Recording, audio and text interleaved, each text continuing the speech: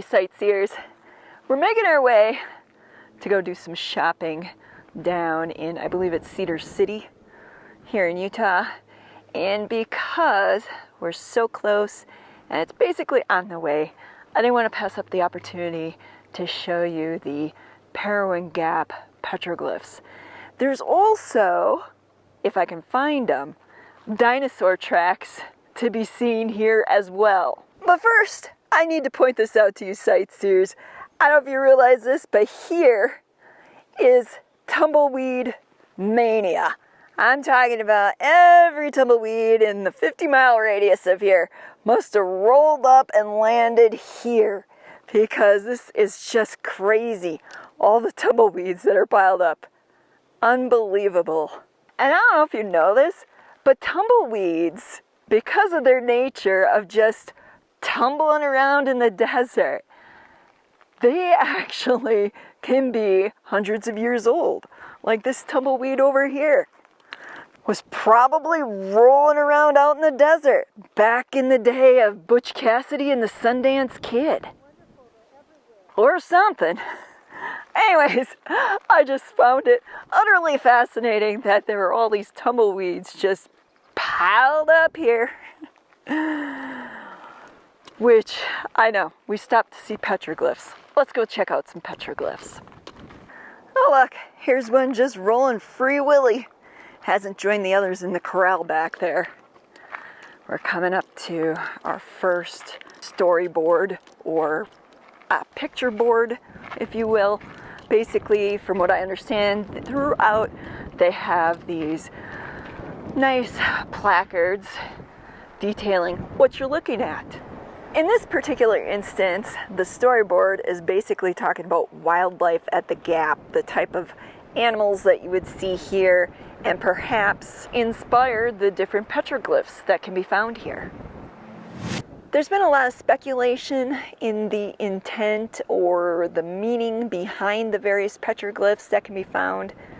It is believed by Native Americans that this particular site where all these petroglyphs can be found here in Parowan Gap was a sort of spiritual place. There are others, though, who hypothesize that some of the petroglyphs may not be related to anything spiritual, but may be actually giving directions, almost like maps. I'm not an expert. I haven't done any research on this. It was just more of a whim, kind of just a spur-of-the-moment thing to come out here and just look at all the different petroglyphs that can be seen here. It is a beautiful site. It came highly recommended by the woman that manages the campground where we're staying. She recommended this. If you can see up there, I'll try to zoom in on it. It looks like some spaces that were hollowed out in the rock face. It looks man-made. I mean, I know that the wind and the elements, besides the wind, you know, sand and water, can all make, you know, impressions in stone, depending on the type of stone.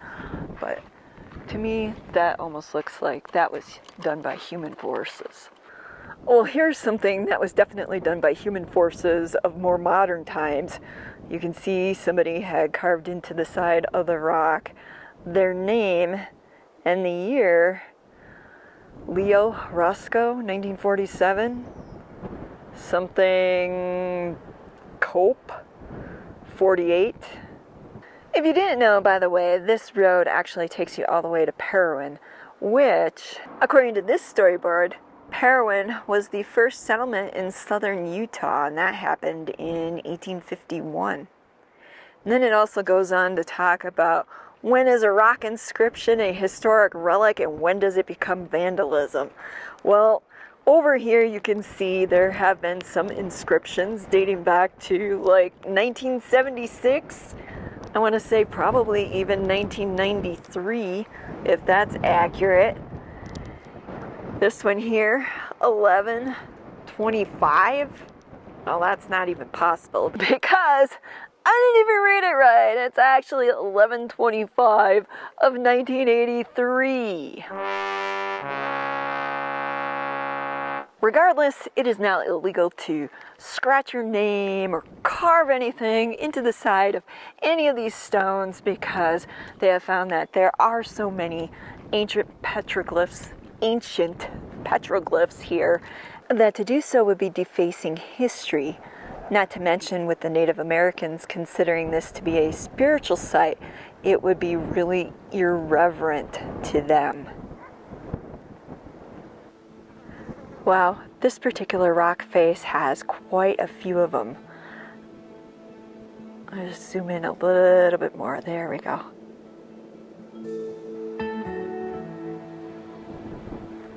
I'm going to zoom in here too. There's a raven up there. Just minding his own business. Hanging out.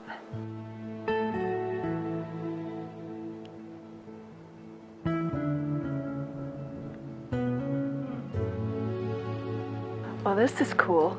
These you can actually walk right up to.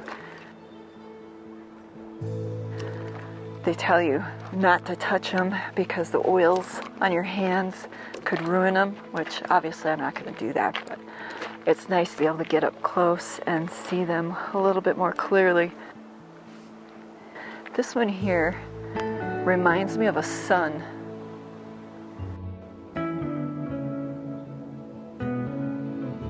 And then you have these designs here. I wonder what's being told in this picture. Wow, it's just unbelievable. If you just keep looking in the rock face, you can find more and more of them. Here, let me show you. You have all of these here, and then if we look up, way up there, now I'm gonna have to zoom in so you can see it more clearly. You can see there's petroglyphs there, and somebody's nest. Maybe it was that raven's. Did they build nests? I don't know the first thing about ravens either.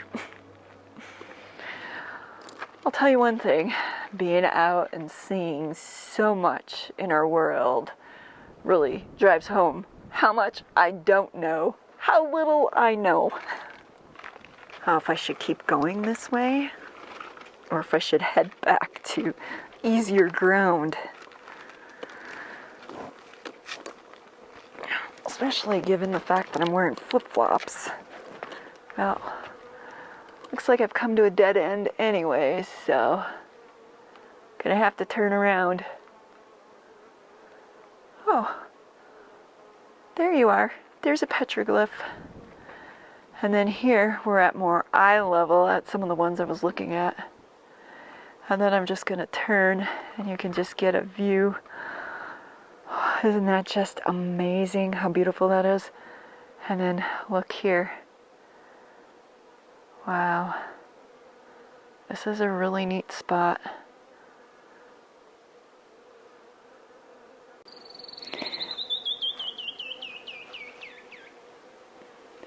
I was just gonna say, if you listen closely, you can hear the hum of bees.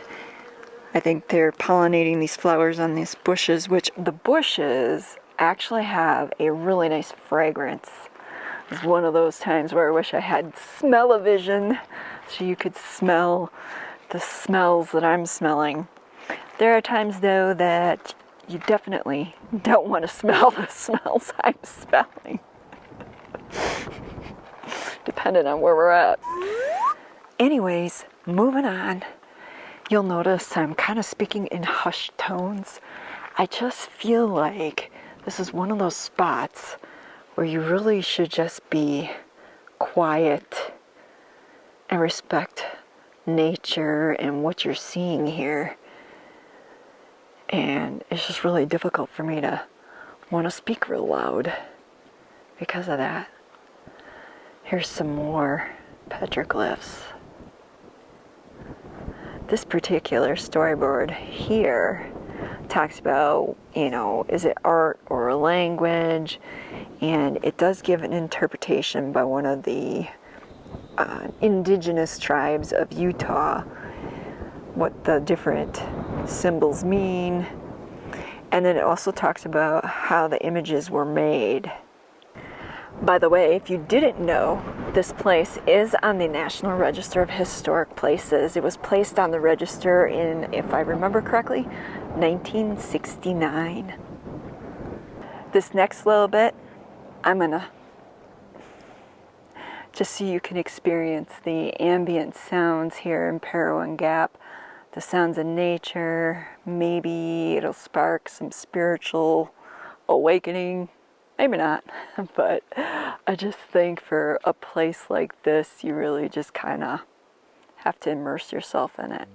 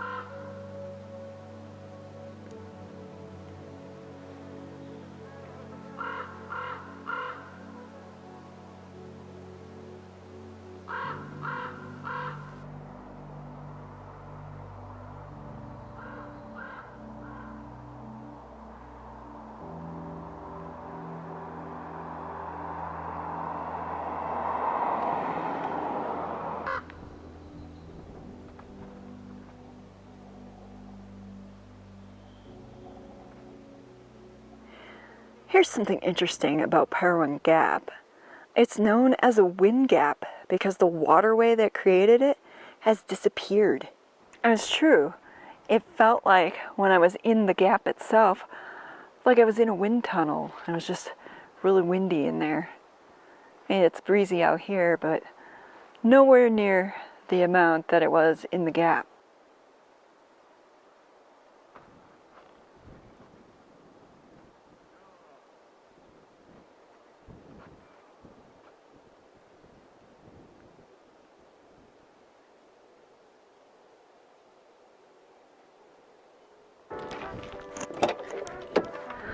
Well, why don't we see if we can find those dinosaur tracks, Marty?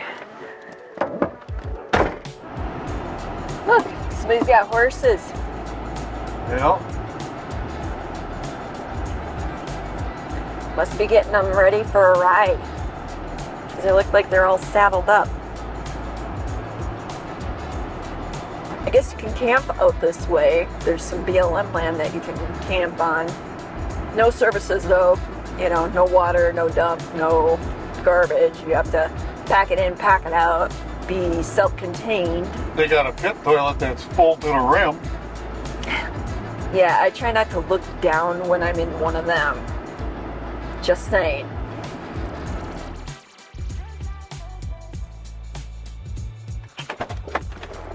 Well, we made it.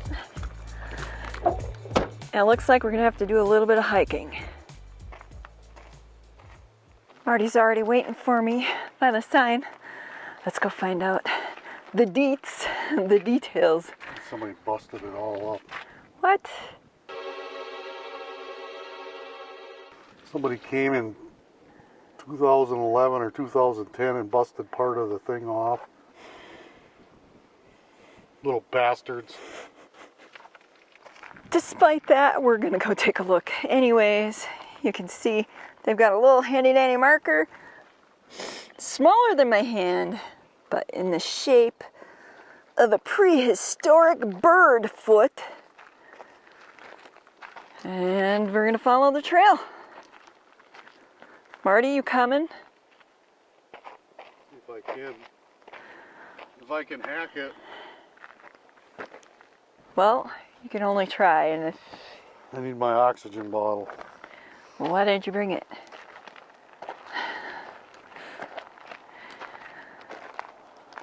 There's a bit thinner up here.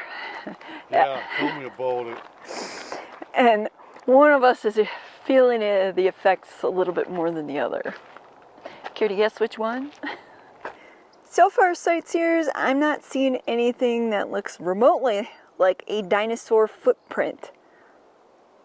Not that I even know what a dinosaur footprint is supposed to look like, but I can tell you that so far, all I'm seeing are rocks and mud, dirt. You know, there was a little section back there where in the rock itself it kind of looked like maybe a fossil of maybe a dragonfly, a supersized dragonfly body, but that's all I've seen so far. Since we're on the subject of rocks, I thought I'd point these out here. Look like some interesting sandstone pieces. Maybe perhaps there's, you know, dinosaur footprints embedded in these. But if there are, I'm just not seeing it. You can see Marty is way, way ahead of me. What the heck? I don't think he's into this as much as I am. What, did you find something? Yeah, this might be a Native American kitchen here. All right, well, I'll catch up to you here in a minute. This is where maybe having some of those interpretive storyboards, signs, whatever you want to call them, placards, would come in handy. This here, I believe, is what Marty was referring to as a Native American kitchen. Though perhaps this is where, you know, some ancient dinosaur-like creature came and stepped through, maybe making these little path marks. I don't know. Your guess is as good as mine. One thing's certain, sightseers, even if we don't find the dinosaur tracks like we thought we were, the view here is so spectacular. It was definitely worth a stop.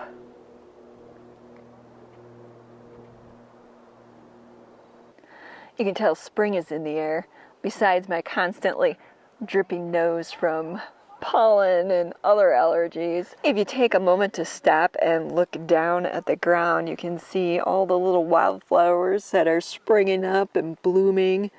These here are yellow. They look yellow-white. You know, they kind of start off yellow and they turn white. And then over here, I saw some pink and white ones. They look like pink and white stars. I'm not sure what kind they are, but they are really pretty. I haven't seen that before, because most of the time when we're out in the desert, we're gone by this time of year. That, and we haven't spent a whole lot of time in what they call the high desert. We have spent some time in high desert, like New Mexico, I think would be classified as high desert, but not in springtime. And most of our desert experience has been, you know, Quartzsite, Arizona, Death Valley, the Salton Sea, you know, in Southern California there. And I don't know if you know this, sightseers, but this is my first time exploring Utah. I believe I mentioned it in a video that I posted to YouTube, or that I will be posting to YouTube, but seeing it as you're probably going to get this before then, you wouldn't have known that. And I'm just thrilled to finally be able to explore Utah. It is such a beautiful state. Speaking of thrilling, I think we just found our first set of dinosaur tracks. Apparently, this here is an indicator that you're supposed to look for a track. Well, it just so happens that here, on the side of this boulder, it kind of looks like we have a couple of tracks.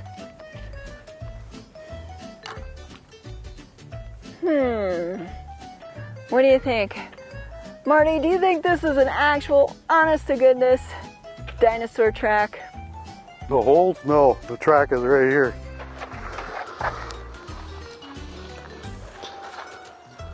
Oh, yeah, that makes a lot more sense, doesn't it? Well, there you go.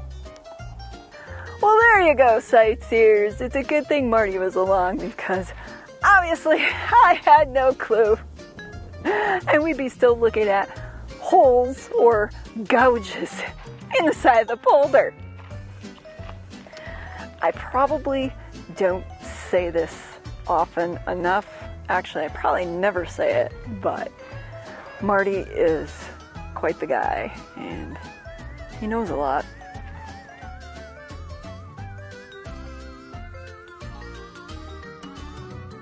Well, here we are, coming up on our second set of prints, because this here, although it may not be one of those lovely storyboards, it's a marker indicating that we should be looking for a print. And if I'm not mistaken, it's right here. Let me zoom out just a bit. But if you look, you can kind of see that three-toed imprint right here. And then a second one right behind it. 1, 2, 3. You know, it's like as if one dinosaur took a step, and then another one following took a step right on top of the other print. Well, I just spotted another marker up there in the stones. Why don't we go check it out quick?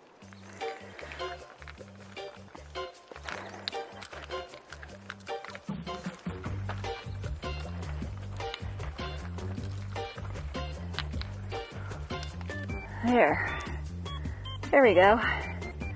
Right there. Here's our sign. Now, where is that footprint? Where in the world is that dinosaur footprint? I'm looking and looking, and I'm not seeing anything.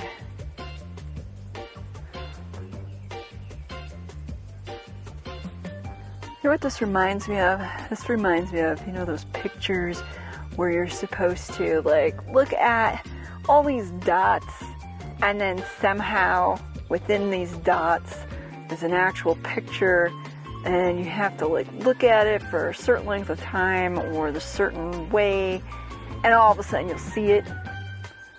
Well, guess what? I was one of those that could, like, never see the picture, no matter how long I looked at it.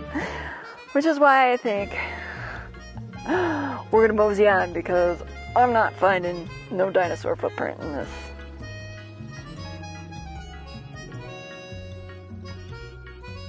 For posterity purposes, I thought I'd take one last look from a distance, and yet I still don't see it. Too bad Marty wasn't up here with me. I'm sure he'd spot it.